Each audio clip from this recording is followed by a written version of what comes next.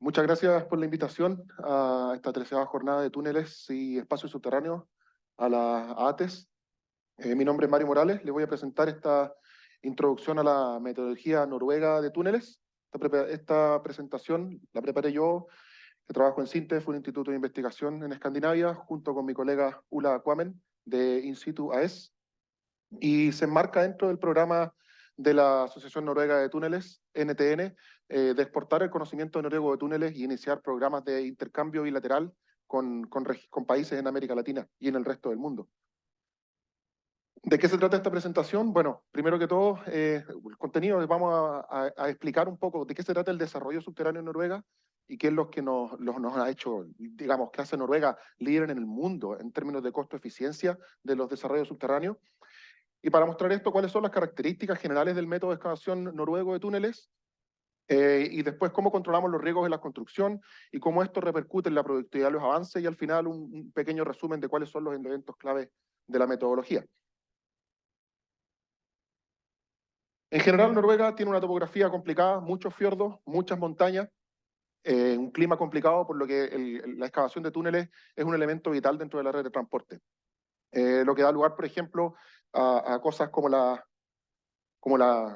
foto de acá abajo, que es una rotonda subterránea para enlazar diferentes autopistas, estructuras que son más o menos desconocidas dentro del contexto de América Latina. Y esto se justifica porque básicamente en Noruega las estadísticas de producción anual, desde la excavación de rocas en túneles, desde 1970 a la fecha, y sobre todo en los últimos 10-15 años, se sitúan en torno a los 6 millones de metros cúbicos de excavación de túneles. Y esto, por ejemplo, significa que si nosotros comparamos, por ejemplo, el precio de una Coca-Cola en Chile, donde tenemos más conocimiento ahora de los precios, que cuesta $1 una lata de 350 centímetros cúbicos, en Noruega uno va al supermercado y esta lata cuesta $2,5. En un país donde también los niveles de salario son muy diferentes al salario mínimo que existe en Chile. ¿Qué pasa en el caso de los túneles? Normalicemos los costos y pensemos que un túnel en Chile cuesta $1 por metro.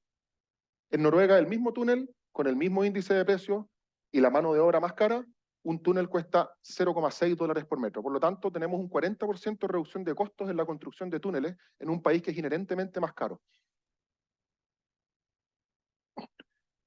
Y todo este conocimiento ha sido generado por diferentes industrias. Uno de los principales es el desarrollo hidroeléctrico. En Noruega, el 99% de la producción anual de energía es hidroeléctrica, con una capacidad instalada de 30.000 megawatts y una producción anual de 130 terawatts hora.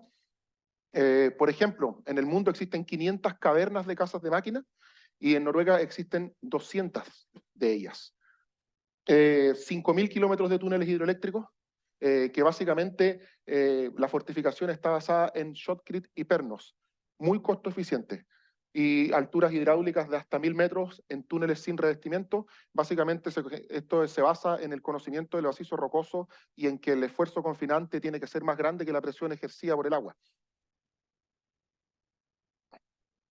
En términos de estructura vial, por ejemplo, tenemos 750 túneles de ferrocarril, 1.000 túneles de carretera, en total 3.000 kilómetros de túneles entre tren y carretera, 35 túneles submarinos que pasan bajo los fiordos, el que tiene mayor longitud, 14 kilómetros, con una profundidad de 292 metros bajo el nivel del mar, con un concepto de drenaje controlado y manejo de agua controlado. Nosotros sabemos que por las zonas de debilidad va a fluir agua, pero por ejemplo existen inyecciones, existen revestimientos que permiten manejar esta agua y bombearla hacia afuera del túnel. También tenemos el túnel de carretera más largo del mundo en Lardal, que son 24,5 kilómetros. Otro proyecto importante que está en desarrollo actualmente es la conexión de la ciudad de Trondheim, que se encuentra aquí, con el punto o una de las ciudades más al sur de Noruega, que se llama Kristiansand. El proyecto se llama la carretera E39, y en este proyecto la idea es conectar esta topografía que se ve inherentemente complicada aquí, súper fracturada la geografía, por 1.100 kilómetros de autopista sin ferry. ¿Qué significa esto? Que tenemos que atravesar los fiordos con puentes y con túneles. El costo total de este proyecto al 2020 es de 35.000 millones de dólares, y en este punto, en Stavanger, se construye el túnel de carretera más largo del mundo, y este submarino también, y se llama el túnel, el E39, el túnel Rockfast. Un pequeño detalle acerca de este proyecto: el 39 Rockfast es un túnel de 2 tubos con 27 kilómetros de longitud que atraviesa el fiordo, digamos, y tiene un adit aquí y un acceso también a esta isla en esta parte de Noruega, con coberturas de roca bajo el lecho marino de aproximadamente 50 a 80 metros. Está por terminar en el año 2031, es un proyecto de largo aliento, con un costo estimado al 2020 de 2,1 mil millones de dólares. Y esos son imágenes más o menos de qué es lo que se pretende construir ahí bajo el lecho marino. Entonces, ¿cuáles son las características de la metodología noruega y qué es lo que lleva a Noruega a ser un líder dentro del contexto mundial de excavación de túneles? Primero que todo, un acercamiento moderno hacia la seguridad y salud ocupacional, también con mucho foco en el medio ambiente y la calidad de los trabajos. El macizo rocoso en sí es considerado un material de construcción. O sea, cuando se puede, se utiliza como parte activa del sostenimiento, y el diseño del sostenimiento es flexible y basado en el método Q. Los equipos son modernos y con alto grado de digitalización y automatización, y el personal es altamente polifuncional y capacitado. Muchos de ellos incluso cuentan con la confianza y con el entrenamiento para tomar para tomar decisiones en el frente de trabajo sin tener que consultar al ingeniero a cargo. En el ámbito de control de riesgo, nosotros podemos básicamente clasificar los riesgos en 3 grandes componentes o en 3 grandes familias. Primero tenemos los riesgos geológicos, geotécnicos, relacionados al macizo rocoso; los riesgos contractuales o económicos, que están ligados a los tipos de contratos; y los riesgos de salud ocupacional y medio ambiente. Ahora, todos estos riesgos están inherentemente relacionados entre sí y es un poco imposible hablar de un riesgo geológico que no afecte, por ejemplo, los temas contractuales de un proyecto, o un riesgo geológico que no ponga en riesgo la seguridad y salud ocupacional, por ejemplo, si hablamos del tema de estallidos de roca. Entonces, ¿cómo gestionamos estos riesgos? Bueno, una de las cosas que ya nombré antes es que el personal operativo es polifuncional y altamente capacitado. En la frente, 3 a 5 personas. Encargados del soporte, 1 a 2 personas. Y el soporte externo básicamente es el taller mecánico, los electricistas que hacen la gestión de alta y baja tensión, y el transporte. ¿A qué nos lleva esto? Una disminución del riesgo, porque las personas expuestas a las condiciones de excavación son mucho menores que en un desarrollo normal, por ejemplo, en Chile, en donde digamos, un grupo de excavación son entre 15 y 20 personas. Mientras tanto, en Noruega hay 4 o 6 personas trabajando en la misma frente, sin considerar el transporte de la marina desde el punto E. Entonces, al tener menos gente, pero la ecuación es muy simple, proporcionalidad directa, nosotros podemos saber que el riesgo para las personas que están trabajando es bastante menor. En el tema del control del sistema de contrato, la práctica noruega se basa básicamente en la correcta asignación de riesgos en los contratos, y en un contrato que se llama de riesgo compartido.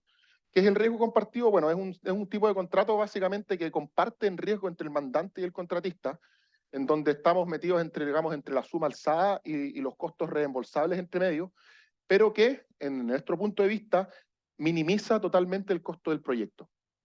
La responsabilidad de la geología en general aquí es del cliente. La fortificación temporal, o la que se va instalando mientras se avanza el túnel, es del contratista. La fortificación permanente es responsabilidad del cliente. Muchas veces estas también se mezclan y la fortificación temporal es una parte activa de la fortificación permanente. Pero una de las cosas importantes del método noruego, comparado por ejemplo con el libro Esmeralda, es que no se usa una línea base de geotecnia como un documento vinculante. ¿Qué quiere decir esto? Que, por ejemplo, si nosotros en el túnel tenemos el nivel freático por debajo del túnel y por las condiciones geológicas el agua en algún momento se fue arriba del túnel o la encontramos en arriba del túnel, esto digamos, no le da ningún motivo al contratista para poder presentar una demanda o para presentar un reclamo porque las condiciones geológicas cambiaron, por lo que voy a explicar ahora de los contratos de tiempo equivalente y del riesgo compartido.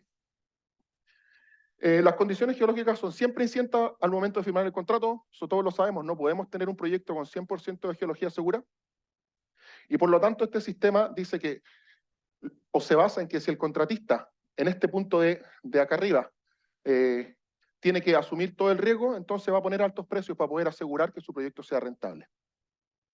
Y al poder compartir el riesgo, las discusiones y los arbitrajes que se pueden ocasionar por las condiciones de roca, por los cambios en la geología, se minimizan. Estos son siempre costosos y básicamente los únicos que ganan cuando se presentan estos problemas y estos arbitrajes son los abogados. Entonces, ¿cómo se puede compartir el riesgo en un proyecto de túneles? Todas las actividades posibles a realizar durante la excavación se estiman en un documento que se llama la tabla de cantidades. Y cada una de las actividades que se encuentran en la ruta crítica se le asigna un tiempo equivalente. ¿Qué quiere decir esto, por ejemplo? Que si dentro de la ruta crítica está la fortificación permanente y está presupuestado instalar, digamos, 10 pernos en un cierto avance, si se encuentra que las condiciones geológicas fueron desfavorables con respecto a lo que existía y tuvieron que instalar 12 pernos, esos 2 pernos se pagan, pero el tiempo que se demoró en instalar esos 2 pernos se adiciona al final del contrato. Por lo que la extensión del contrato se extiende un poco automáticamente y los tiempos equivalentes se van extendiendo y se va haciendo esto a medida que avanza el túnel. Por lo tanto, al contratista se le paga por unidad de trabajo realizado y el tiempo de construcción se ajusta a las condiciones geológicas reales por medio de los tiempos equivalentes. En este sentido, por ejemplo, dentro de los riesgos geológicos, de la fortificación, tenemos un diseño flexible. La clasificación de roca y la determinación de la fortificación a aplicar es cargo de un ingeniero geólogo que está presente en la frente después de cada disparo y durante todo el turno, basado en el sistema Q. Alguna fortificación temporal, que es durante el avance de la fortificación. Y los elementos claves de la fortificación, que son los pernos, shotcrete con fibra, digamos estos reinforced ribs, que son arcos de acero, pernos marchavanti o micropilotes, y dependiendo del caso también, si encontramos condiciones geológicas adversas, refuerzo de la contrabóveda y revestimiento de concreto. Y cómo podemos también, digamos, ir gestionando el riesgo es con herramientas tecnológicas, por ejemplo, el Measure While Drilling, que es mapeo durante la perforación. Y este Measure While Drilling nos puede preindicar dificultades geológicas delante de la frente, lo que permite planificar en avance las medidas de mitigación que se van a tomar en el siguiente disparo, por lo tanto, se gana tiempo. Ejemplos, por ejemplo, podemos pronosticar una roca intrusiva que provoca problemas de estabilidad. Por ejemplo, podría ser este dique azul ahí que se ve, o zonas de falla con roca muy fracturada que permitan tomar medidas adicionales, tener el refuerzo en el lugar que corresponde para poder instalarlo, ¿cómo se llama?, en el tiempo que corresponde. Uno de los otros métodos claves, digamos, es la preinyección con lechada de cemento, cuyo propósito es sellar delante de la frente el ingreso de agua y para evitar el descenso del nivel freático en los túneles.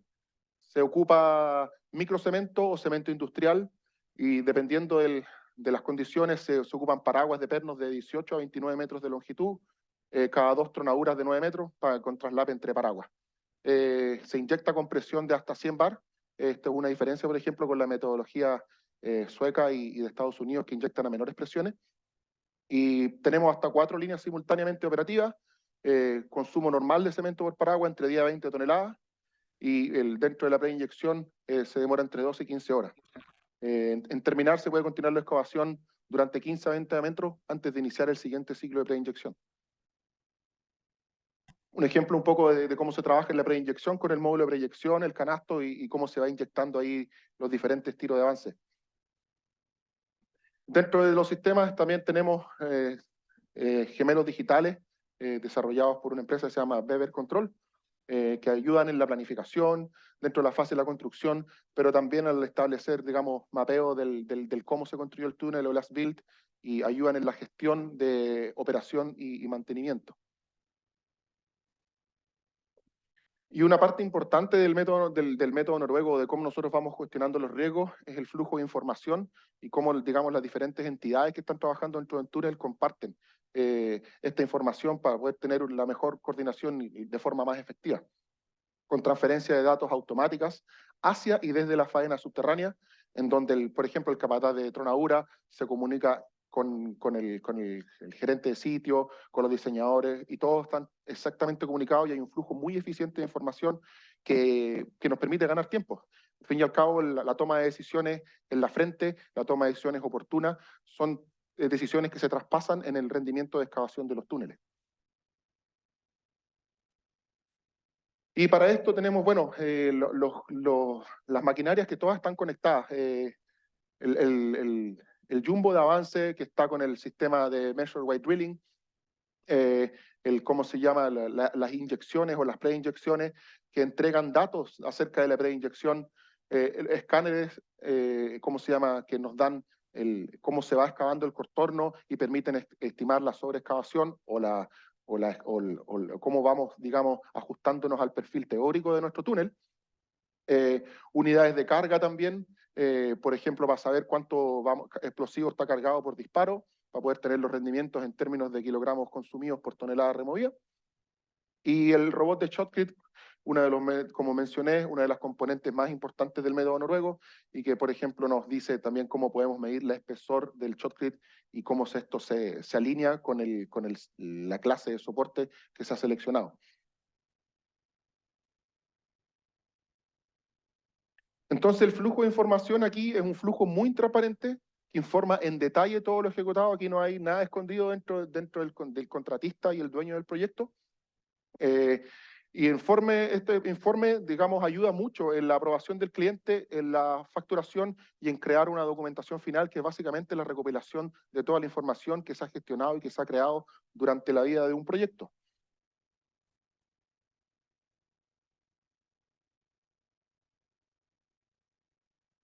Y bueno, otra de las cosas que ayudan en el control de riesgo, por ejemplo, es tipo de tecnologías avanzadas que han sido desarrolladas.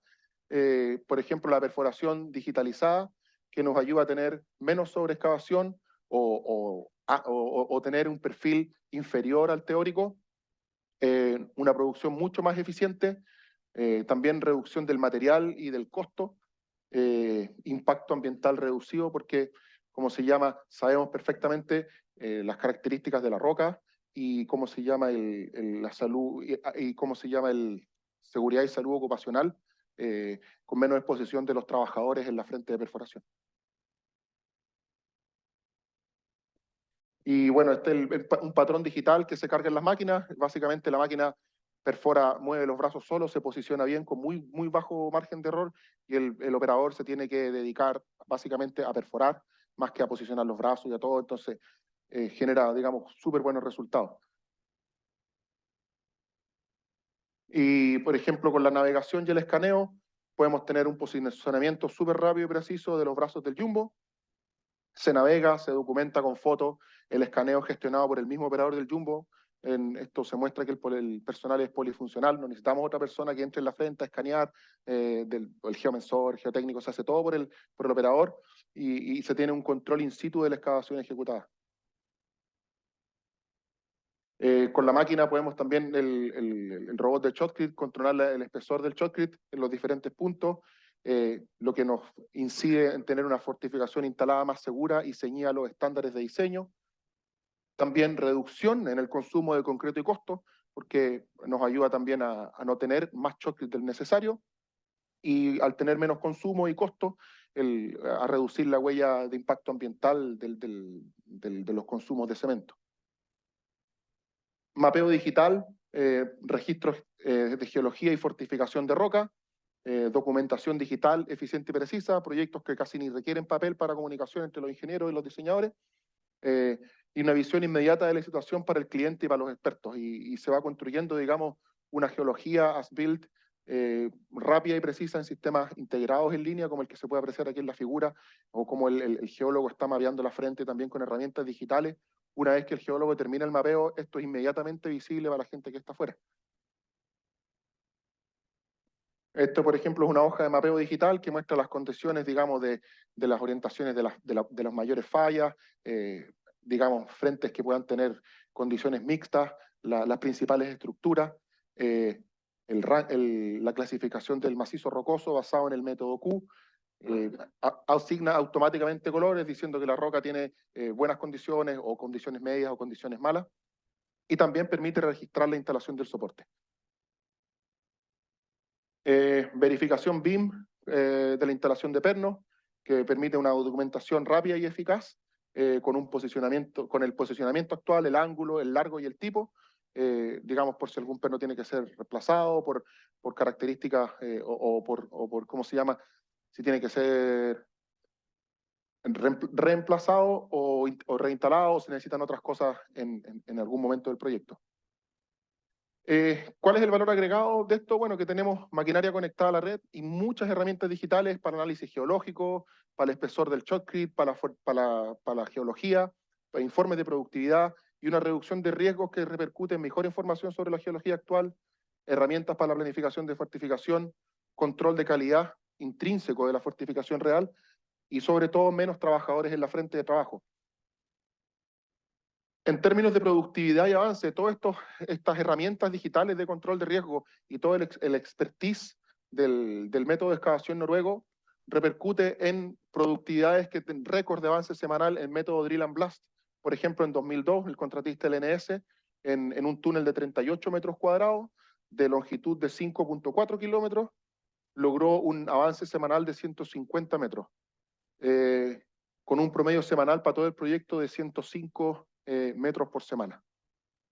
Los rendimientos de los que nosotros conocemos en Chile no están ni cerca de lo que tenemos acá. 2007, nuevo récord de avance en un túnel de 38 metros cuadrados, el contratista AF, 165 metros en la mejor semana. Rendimientos casi equivalentes a lo que podría excavar en un mes una TBM. Beideque, en un túnel más pequeño, 16 metros cuadrados, 176 metros en una semana. Y así se van superponiendo los récords a medida que avanza la eficiencia, a medida que avanza la digitalización y a medida que avanzan también las mejores interacciones entre el dueño del proyecto y el contratista. Para terminar un poco, ¿cuáles son los elementos claves de la metodología noruego? Uno, el contrato, que tiene que ser flexible, con asignación correcta de riesgo y evitar conflictos para evitar pérdidas de tiempo innecesarias. Una ingeniería de diseño también flexible, enfocada en optimizar recursos y la durabilidad del túnel. Una estructura laboral con el personal, como está dicho, polifuncional, altamente capacitado, configuración con poca gente en la frente y decisiones que se toman rápido. Tecnología de punta en todas las etapas del ciclo, en la perforación con el measure weight drilling, en el carguillo explosivo con carguillo automático, en la ventilación, en la extracción de marina, en la cuñadura y en la fortificación. Bueno, y eso es la presentación. Muchas gracias por la atención.